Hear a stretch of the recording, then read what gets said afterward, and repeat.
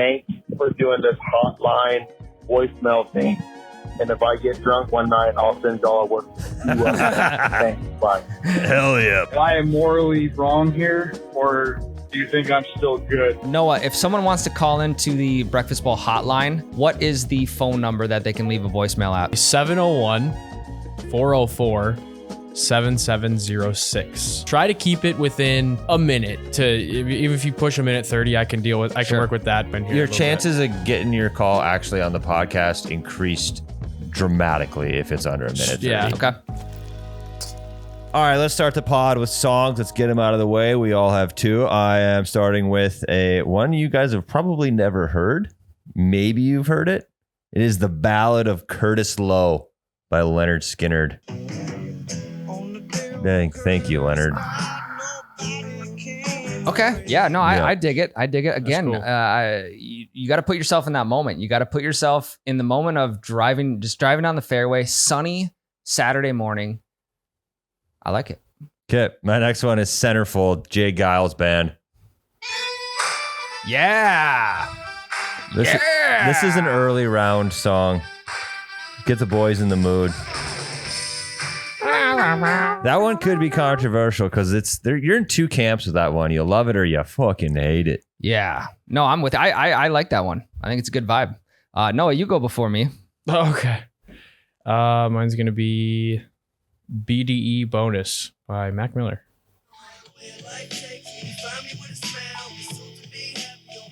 Macamus Miller. Best day ever. That's a good one. Incredible song. I'm scared for what's No, next. I'm focused on what my, because I like I was telling you guys, there's gonna be a lot of people that hate me this week. I think that's okay though. So no, I really enjoy that pick. No, Ryan's gonna put in fucking Happy by Pharrell. No. Thank That would be an That song issue. was retired 2000. Let's see, June of 2014. What's your So- second one, Noah? Oh, I'm giving my second one as well. Yeah. Hell yeah, do Oh, it. we're Deliver. snaking. I gave you both mine. Okay, this one's a little TikTok-y. It was pretty popular on TikTok, but I'm actually a pretty big fan of this song. It is Mutt by Leon Thomas. Brand new Lamborghini. Oh, Oh yeah. Great vibes. Yeah, I don't really usually come around to like viral TikTok songs just because you hear them so much, but it was like that one's still catchy after hearing it a bunch of times. So yeah, good picks. Good Thank picks you. by both of you guys. The hardest thing about TikTok songs is they only ever put the best part on TikTok. I know. yeah, So so, I then go- you're let down. So then I go and listen to it for real, and then it's like, well, the other 85% of this song sucks ass. Yeah, it's dog shit. Yeah, no, I'm with you. Okay. Oh boy, he's covering his phone. Okay.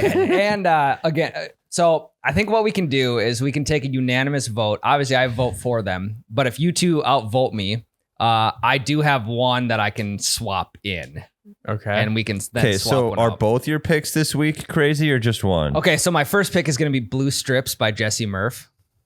I don't think I know it. Oh wait, I think I know it. It's fine. Okay. I don't hate that enough to use a veto. Okay.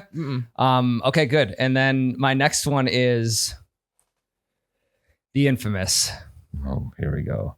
Ass Like That. Oh That's fine, dude. You guys are okay with that? Because Yeah. if we're listening to this, That's definitely baby. that's definitely Doing. whole like that's whole like 13 after. Fuck yeah. It's a certain round type of song. That's what you play when you're shit canned Wow. on 15 and the cart girl drives up. Ass like that. I gotta That's see. way better than Blue Strips. okay. All right. Let's fucking go then. I don't know.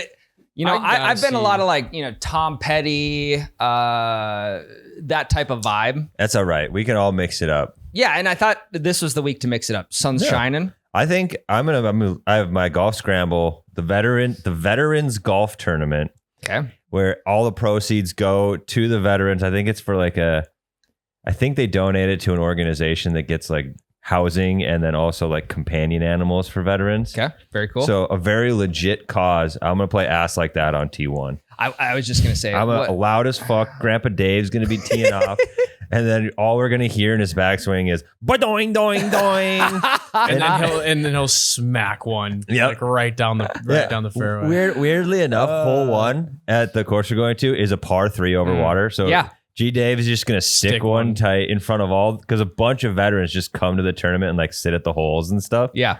So there'll be some old guys. They'll be like, "What is this shit?" And then Grandpa Dave will stick one, and then I'm going to be in the background going, doing, doing, doing.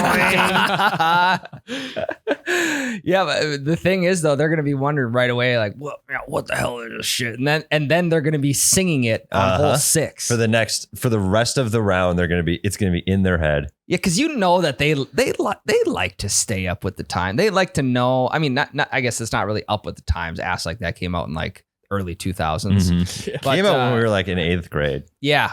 Actually, weirdly enough, I remember listening to that on my CD player. That someone had burned the CD for me in the like the way back of my buddy's minivan coming home from his lake.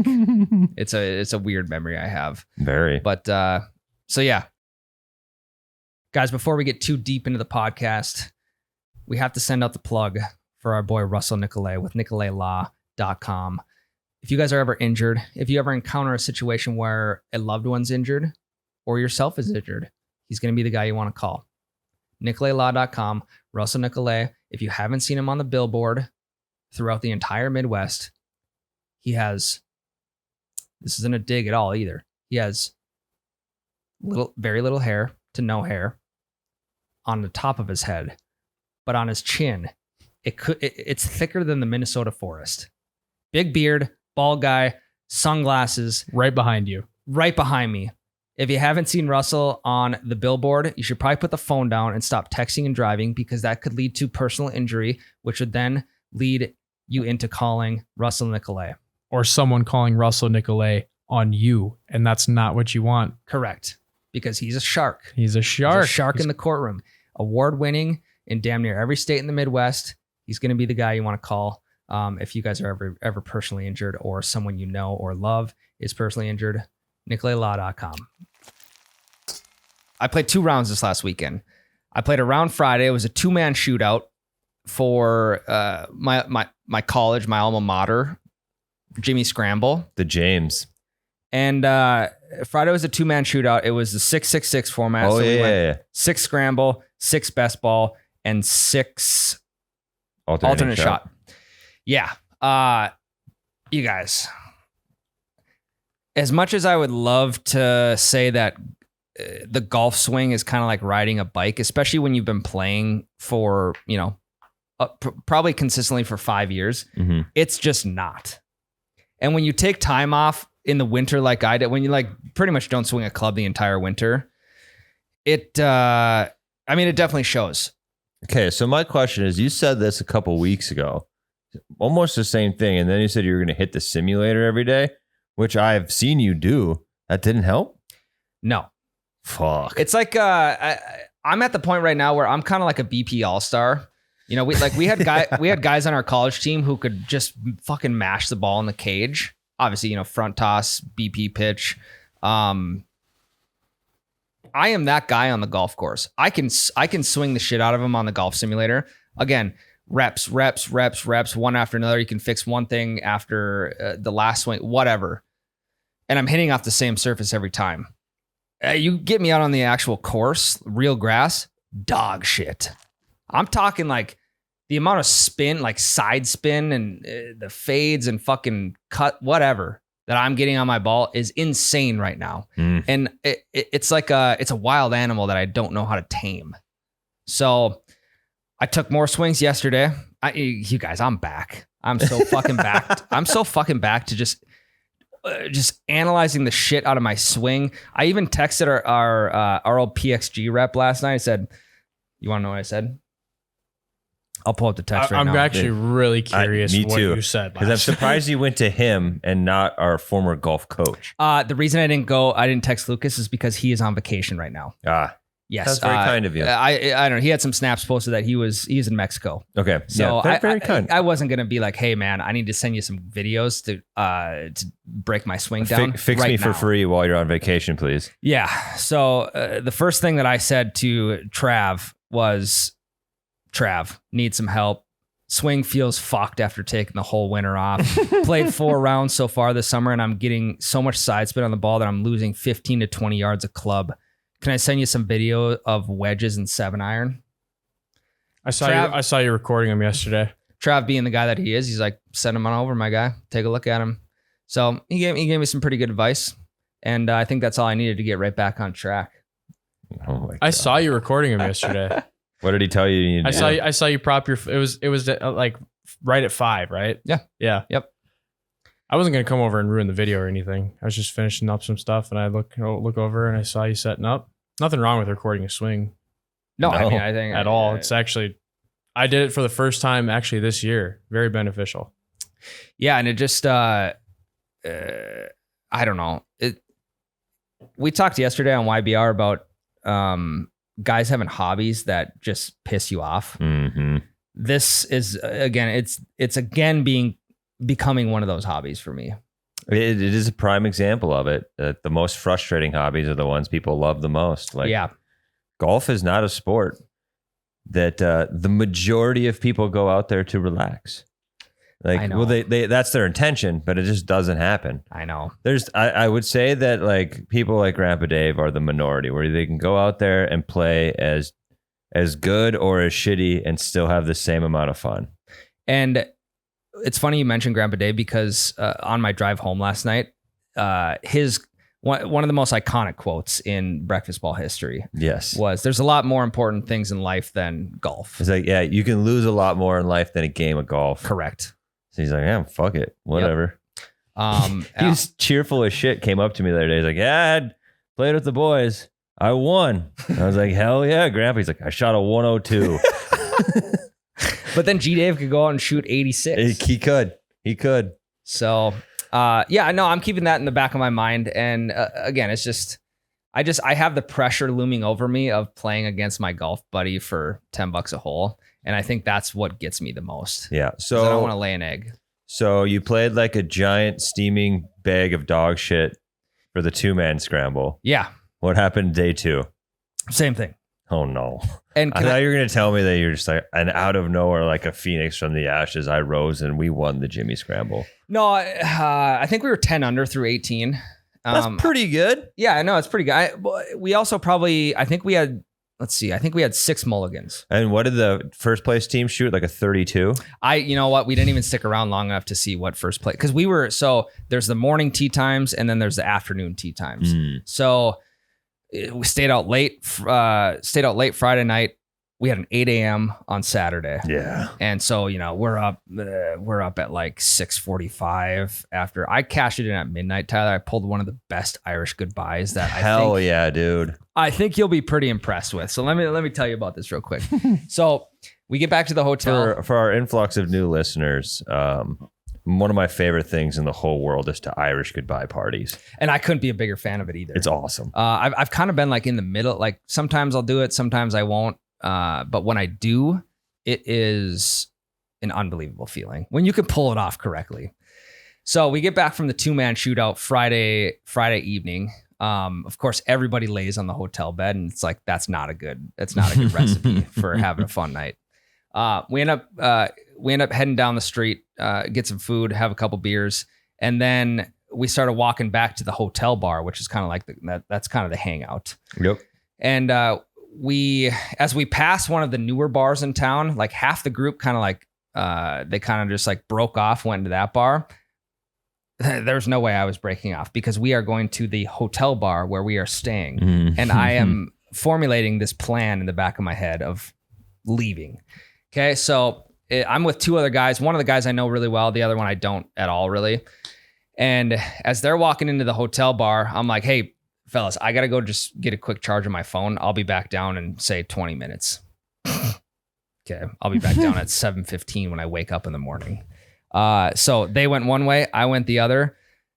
Clothes came off, hopped in bed, started charging the phone with no intention of going back down, fell asleep. Hell yeah. So, executed to perfection. You did. That's very good. The best Irish goodbye is when you don't even say anything. You just get up, walk away from the table, I always like to walk generally towards the bathroom. Yeah. I give it about 30 seconds and then I out the front door and I'm gone. Yeah. Or you could maybe even like to really throw them off, dip into the bathroom and then like climb out the window. Or like crack the door open to see if anyone's looking. Mhm. And then when they're not, just fucking bolt for the door. Like, I don't know why I get such a sick, satisfying feeling of when I get the text of where'd you go? And I'm like, I'm long gone. Yeah. And I'm not going to text you back because I am sleeping. Yep. So Where did you go? I am 2 miles down the road, buddy. yeah. I don't know. Some guy threw me into his car and now I'm heading back to the hotel. I think it was an Uber. His trunk is comfy though. So yeah, that was my weekend. And Well, I'm sorry you didn't win, but 10 under still good. So your teammates must have been solid. yeah, If you were playing bad. yes. And it made me a little bit jealous because my two college buddies, so it was my two other college buddies and then one of their dads. He's the greatest guy ever. It was a super great group. My buddies hit the fucking piss out of the ball. So I contributed a couple times, but I didn't have to do much. And oddly enough, the most consistent club in my bag, Tyler, was my driver.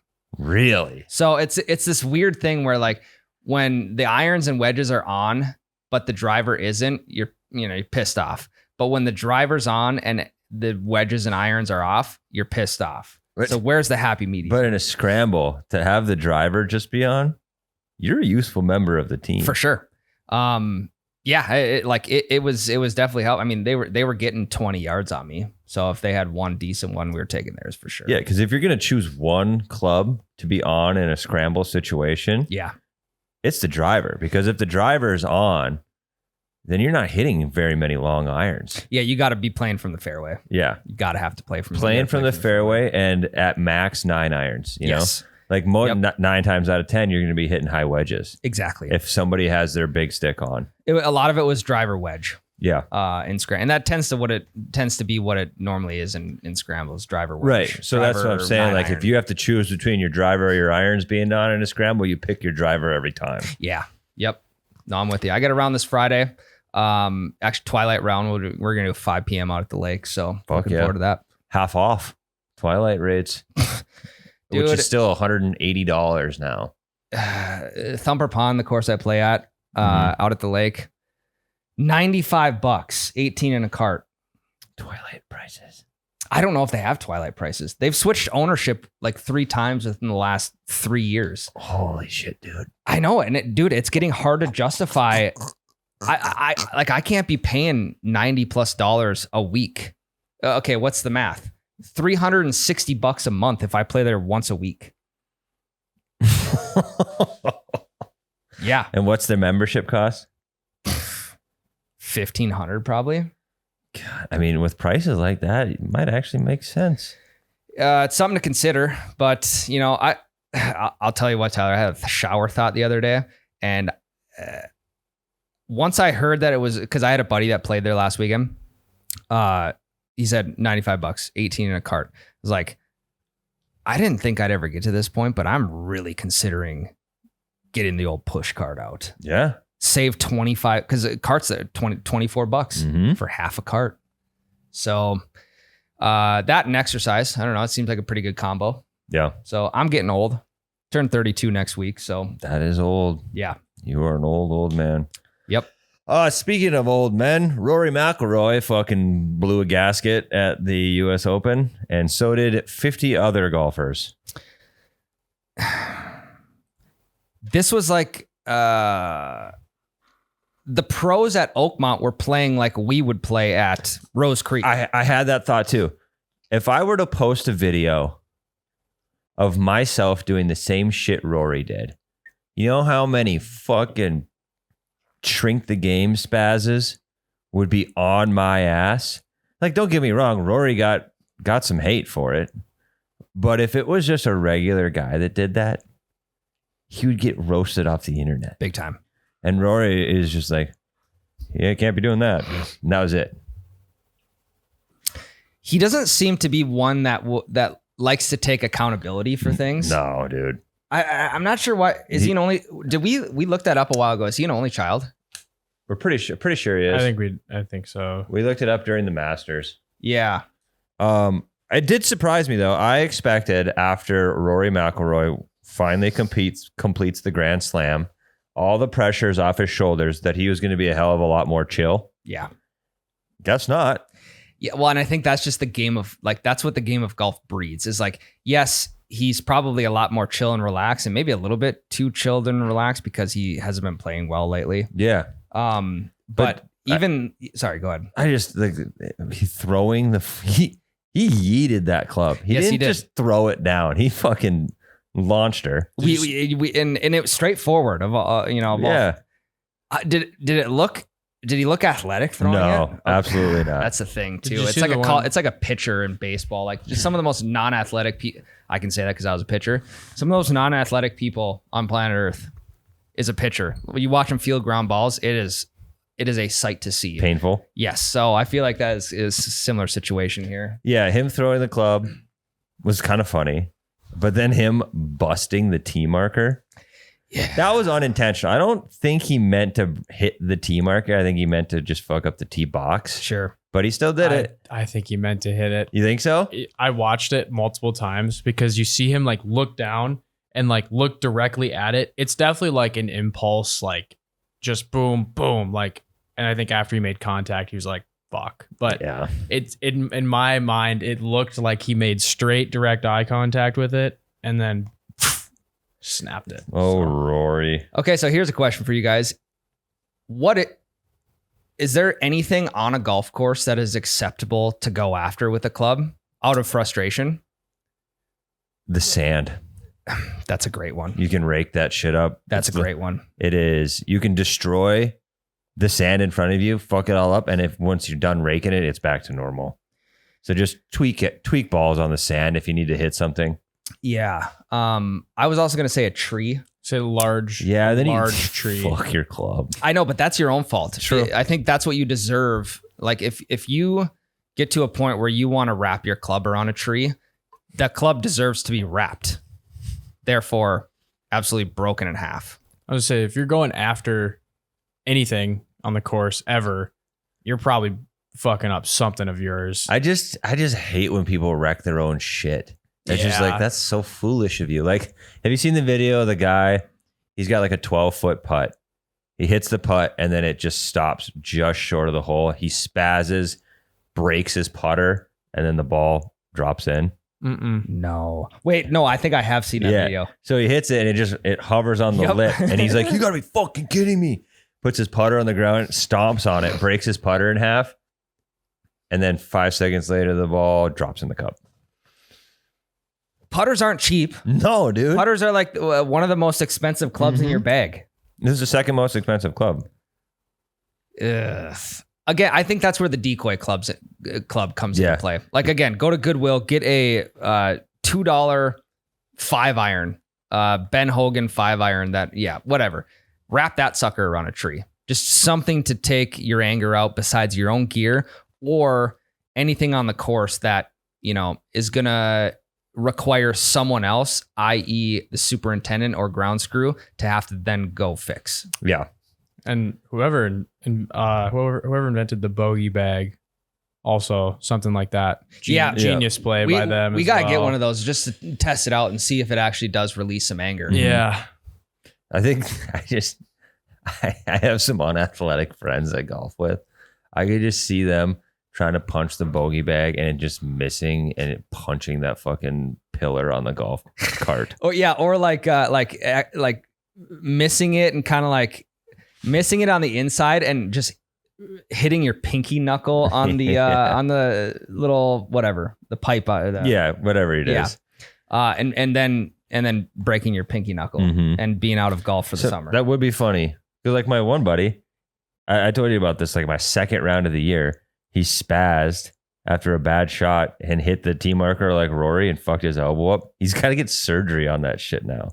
Wow. What happened to it? There's something. He's got like tennis elbow really bad. Like it's tendonitis plus something's torn. Yeah, cortisone UCL. shot. I got a guy for you. Yeah, I don't know. I bet.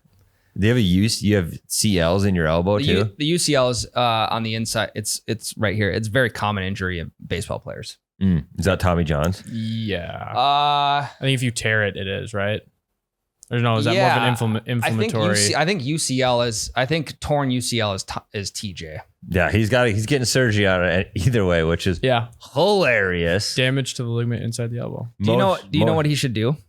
There are baseball players. One guy I played with in particular, he had, so across his Tommy John scar, he had baseball laces tattooed. That's kind of cool. So your buddy should get like golf ball dimples tattooed over top the scar. Might just look like he has a disease. Yeah, what? That's true. He could get a golf grip on the scar. Could get that would match better. That actually kind of cool. Yeah. Yeah. It is. I mean, tattoos it's just creative art. So why not turn a scar into that as well? Yeah. But I think so can you look up how many blow-ups there were? Like how many people freaked out on Oakmont? Because I think it was like 3 or 4 had notable spazzes on the course. Rory being one of the main ones, and the biggest one of all, Wyndham Clark going ape shit in the locker room and fucking a bunch of shit up. And so, is it confirmed that was Wyndham Clark who did it? It's internet confirmed. Yeah, I guess I haven't seen an official report from Oakmont or the USGA on like Wyndham Clark has been fined blank amount of money for damage of the locker room. It could be out there. I just haven't seen it. I haven't either, but I've seen enough pages post about Wyndham Clark being the one that fucked up the lockers for me to believe it. So I could be one of the sheeple on the internet. I could be believing whatever's thrown in front of me, but I'm pretty sure it was Wyndham, which 3 years ago would have blown my mind. But after watching him on Full Swing, sports psychologist, you know, there's some anger in there. He took it out on those 2 lockers. And obviously this, like the sports psychologist has helped him immensely. That, I mean, just he's won a major. Mm-hmm. Did during you win that a US time. Open? What major? It was at LA Country Club that he won. I'm pretty sure he won the Open, the US Open. Okay. Yeah. That was 2 years ago. Yeah. Okay. He's not the defending champ. Correct. But. Yeah. You got to think though, even working with a sports psychologist, that the anger is still there. He's learned how to manage it. Mm-hmm. And I think the anger, it had crossed over the threshold of being able to manage it playing at Oakmont Country Club. Which says so much about Oakmont. That it was able to rip up and tear apart a shit ton of really good golfers. That's what made it so great, in my opinion. It humanized everybody, every single golfer out there. It was, I mean, during PGA Tour events, it always ends up being kind of anybody's game. Feels like at any given time, like we'll be like, who when someone wins an event. Mm-hmm. But I feel like this was like the most even playing field. It's like everyone's playing through the shit. So just whoever can just stay the most consistent through it just kind of prevailed. That was pretty cool to watch. So you guys enjoyed watching that type of golf? So I do. I didn't get a chance to watch as much of it as I would like to. I watched a lot on Thursday. I watched a little on Friday. And then Saturday I was pit crewing for basically my stepmom. She ran a 100-mile race. Mm-hmm. So I didn't watch any after that. But I also I do like watching them struggle. Yeah. And it's less like, it's great to see somebody shoot 29 under, right? But I would rather have it be really close. I don't care what the score is. Yeah. I like when the final scores are really tight. But I want to go over the crazy amount of big names that missed the cut. Okay. Because it's wild. Patrick Cantlay missed cut. This is only big to us. Tom Hoagie, missed cut. Cam Smith, missed cut. Wyndham Clark, Phil Mickelson, Ludwig Aberg, Minwoo Lee. Wow. Eric Van Rooyen, Tommy Fleetwood,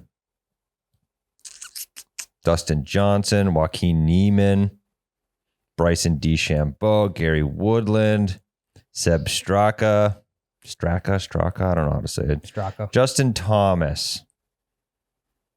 That's Justin Rose. kind of wild, actually. Mhm. And then you get Shane Lowry. I'm not even close to done, my guy. Where you going to read them all? Or No, I'm only reading the ones that I know. oh, Shane Lowry was pissed. Yeah. didn't he? And Corey Connors. No, wasn't- Corey Connors withdrew. Anyway. Wasn't Shane Lowry like 19 over or something? Yeah, dude. I'll get his scores for you.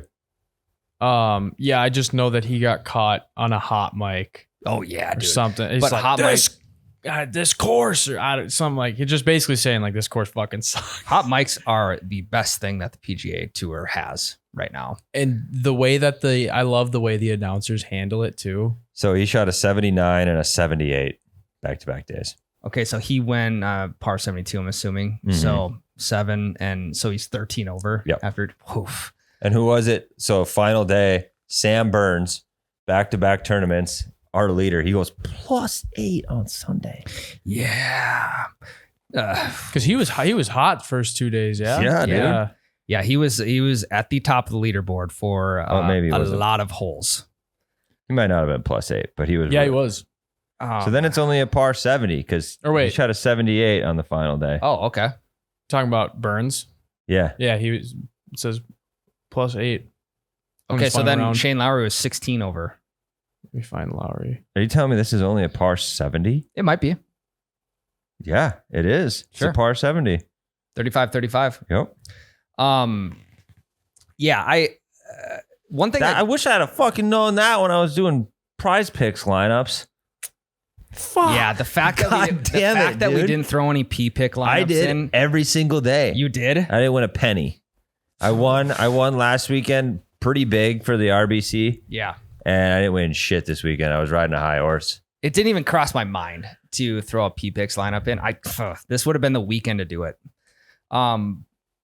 But obviously, like what overshadows all of this is JJ Spawn going 2 out of the last 3 majors. I mean, he what was it at Sawgrass? Was that a major?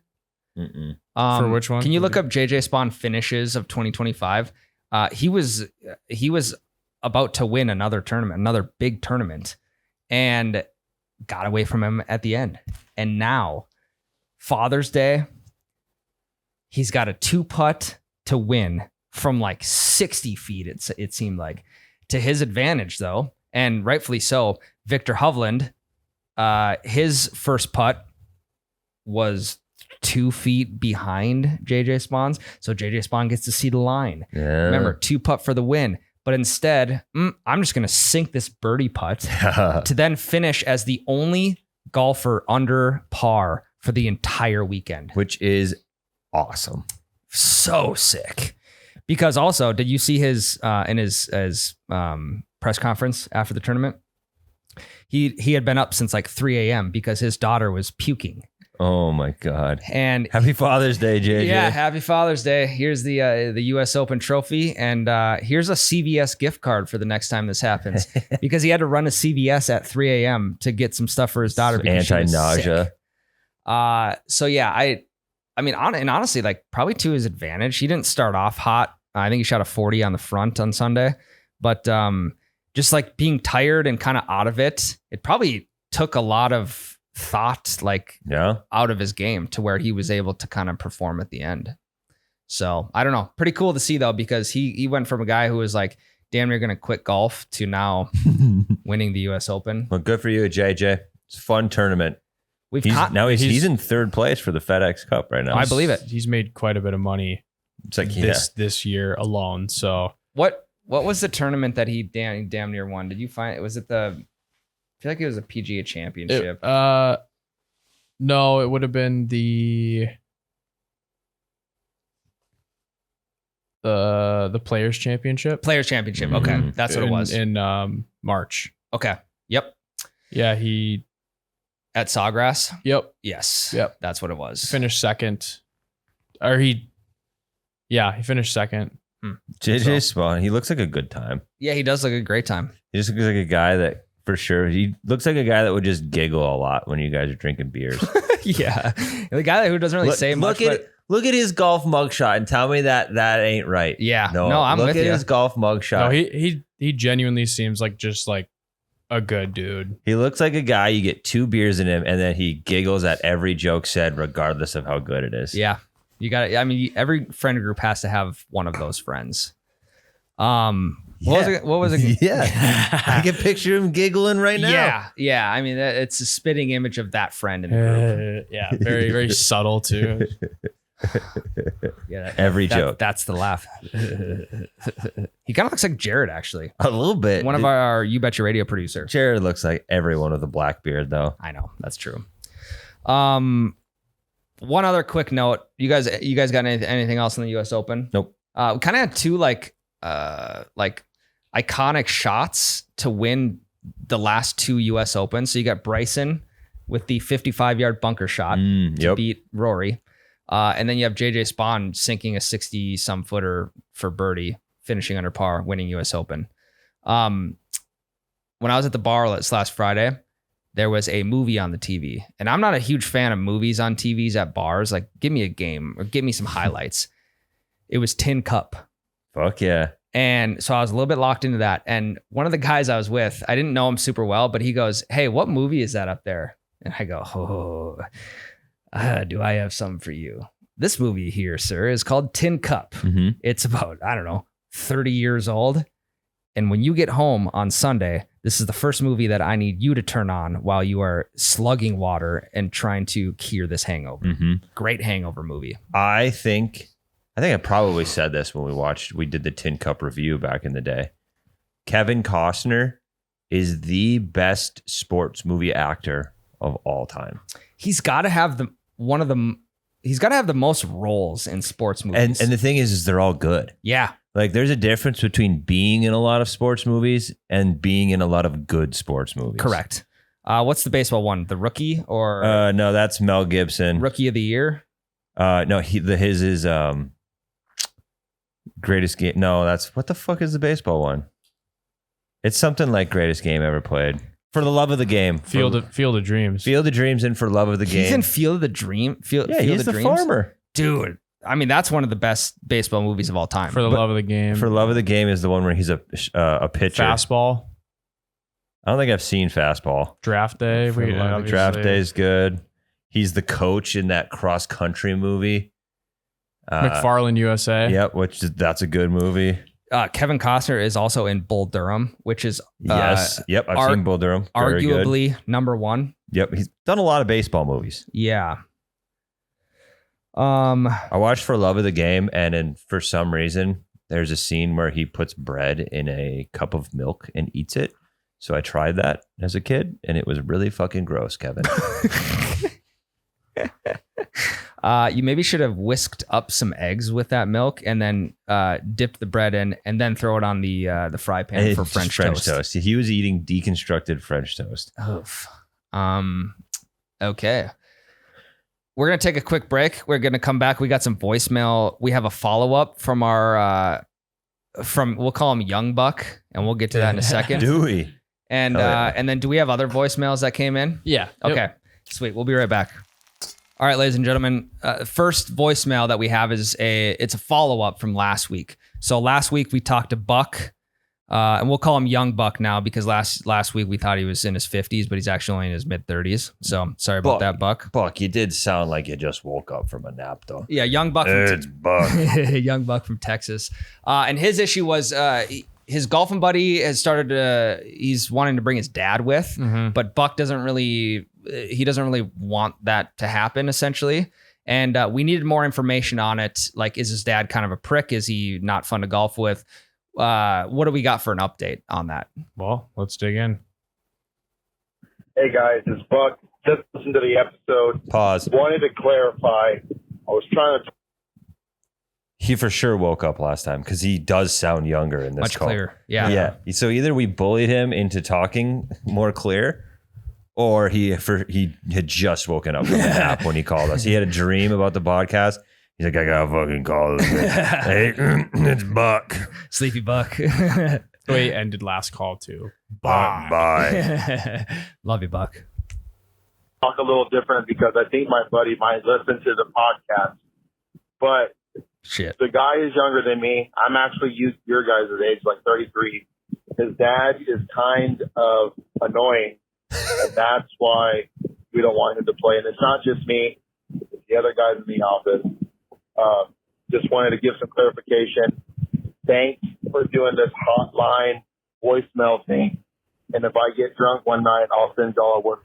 Thanks. Bye. Hell yeah. Hey, notice how he ended that one. Thanks. Bye. Yeah, dude.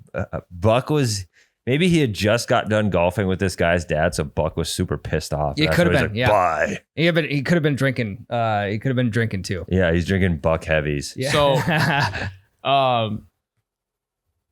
yeah, I mean, essentially, he's just annoying, is what he said, and he said he's not the only one who thinks it. So Advice still stands. Yeah. You just get a tea time with 2 other buddies in the office before you tell this guy. Yep. And then you'd be like, hey, we got an open spot, just one open spot. So if you want to come in, it's yours. Yeah. Worst comes worst too. If a coworker's dad does end up coming with, break the push cart out. Yeah. You got to go off on your own. We got to go on a solo mission. Thanks. Bye. Thanks, Buck. Thanks. Love you, buddy. Bye. bye. I love Please that. call drunk. That'd be hilarious. Yeah, that would be good. Out of Buck for sure. I'm team Buck. What do we got next? Yeah, so there's our little Buck update. The Buck date. Yeah. This one is it's a little bit of a dilemma that you may be presented with on the course, and he's asking if it is fair for him to do. Hey guys, it's Robert out in Vegas area. Hey, Robert. Question for you guys. Say you hit your ball off the tee, and out here we have a lot of desert landscape, not trees like where you guys are at. But you go to where you think you hit your ball. You find another ball in roughly the same spot you think you hit your ball. And then you decide, you know what, screw it, I'm going to play that ball because it's readily available and I don't feel like digging through some sagebrush to look for mine. So I play that ball. Then I go to my cart, drive in my cart another 10, 15 yards, and I see my ball over in the brush that I hit off the tee. Am I morally wrong here, or do you think I'm still good? Should I have counted that as a drop shot, or what? Appreciate it. All right, dude. This is an easy solution. You just, if your ball is 30 yards ahead of the one you just hit your ball too. For sure. Yeah, the shot you hit with the ball that wasn't yours, that's null and void. Yeah, you hit that for funsies. And if anyone complains, that you'd be like, well, I didn't think I was going to find my ball, so I used that as a drop. And then I found my ball. So it's basically you hit a provisional without hitting a provisional. Exactly. Yes. And I think too, like if you're going to have to drop, you know, if you're going to take a penalty stroke for hitting the ball that wasn't yours still, like you're going to still drop your ball that's in the sagebrush. You're just 30 yards more advanced, better chance of hitting better shot. I'm also a huge bitch when it comes to snakes. So if I find a ball readily available in the desert that's not in a bunch of sagebrush, I'm going to hit that too. For sure. For sure. I've golfed in the desert a handful of times in Arizona. We never once saw a snake, but it was always in the back of my mind. Now, let me ask you guys this question. Okay, so say you hit your tee shot. You and your playing partner, you kind of have a bead on it, right? You get up to that spot. Your playing partner is up there looking with you, and you're like, dude, like you saw it. My ball had to have landed right here. Like this is where it should be. I think if you both mutually agree, like, I don't know how we can't find this ball. It should be right here. We both saw it. Does that constitute as a free drop? I think so. I think that's a gallery rule. Yeah, Classic gallery rule. I was just going to say, if it's this definitely falls under the guidelines of the classic gallery rule, which we tend to follow unless there's money, like big money on the line. I think it's more than fair to just play that ball. Like we did that video that went pretty viral, the regular golfer rules. Yeah. I think that's rule 2. Okay. Just drop a new one. Yep. Obviously, sorry, I forget this guy's name. Robert from Vegas. Obviously, if you're playing for a shitload of money or you're in a tournament of some sort, this ain't going to fly. But if you're just playing with your buddies, I mean, just hit your ball. Like, And if your buddies truly care, I think you may be playing with the wrong guys. Yeah. Because like they would all do it too. Like, why wouldn't you? If you're in the brush, you think your ball is lost, you find a ball, you hit the ball, and then you drive 30 yards forward and find your actual ball. Just tell them like, oh shit, that's my actual ball. I'm going to hit that. Yeah. The first one's null and void. Yeah. So, okay. So then if you're presented with that situation where maybe the ball that you found, the shot you hit with it is fine. Maybe it's not horrible. Maybe it's not great. And then you drive up to your other ball. You find it. And then do you null the other shot before you hit the other one? I see what you're saying. So if you find your actual ball, you don't get a choice. Like you hit them both and you go, okay, I know like what you're that saying. one better. Like, Yeah. so like if you hit your actual ball really shitty, you can't just go take the drop ball you found unless you want to take your penalty stroke. like say you just, Because like how many, then you're just playing with two balls and you're scrambling with yourself and it's a real slippery slope. Yeah. so I think That's a good question. I think it makes it fair if you drive up to your actual ball and you make the call right then and there. Like, honestly, I like my other shot better. I'm just going to pick this up and go. Yeah. Cool. I think Good that's on you. okay. Totally. Yeah. But if you go up to it and you go, I'm not taking that second one. I think I can hit a better shot. And it's nullified. You don't hit a better shot. You have You gotta use that to shitty take the shot you just hit. I think that makes it completely fair. Yep. I don't think anybody can argue with that. I'm fully on board with you. I Also, agree. like I don't want just people to end up just playing two balls the whole hole. Correct. You know, this is like, oh well, they're pretty equal. I'll just go hit them both again. No, Yeah. I mean, No. that's one thing that we've never done before. Ryan plays two balls by himself all the time. Well, one's a mental health ball because June's men's mental health awareness month, I think. I'm more Is it? aware now. It is. Yeah. So, like last Friday, the amount of mental health balls that I was playing was insane. Like I should have felt a lot better coming out of that round, but I didn't. So We don't say they're positive mental health balls. yeah, that's very true. Yeah, no, you guys are exactly right on that. You have to take. If you're gonna hit your actual ball for a second shot, you're playing at the rest of the hole. Correct. Yep. But you are absolutely allowed to play your real ball.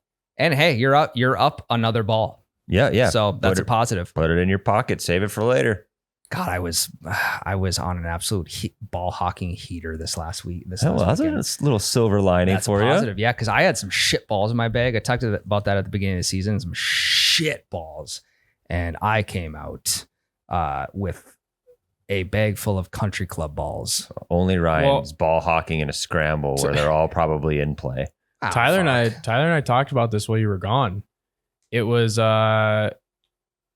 were talking about different ways to get better at golf, essentially, and it was ChatGPT gave us a bunch of things, and it was like just take little objectives each round, like I don't want a 3-putt or I want X amount of putts or whatever. It's like if your objective that round ended up being I want to find 20 balls before we're done, and you hit it, probably makes you feel kind of good. You come out of that, you're like, goal. yeah. I mean, honestly, I think it could be as wild as that. As Why not? I want to find Yeah. however many in the woods or Yeah. whatever. So Okay, well, that's all I got for you guys this week. Me too. You got anything else? Nope.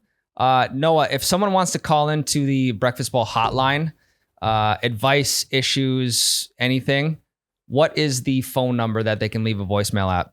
well, that phone number would be 701-404-7706. Okay. You can text it as well. Phone voicemails. We like voicemails. Voicemails are better. You Preferred. just get more character out of it.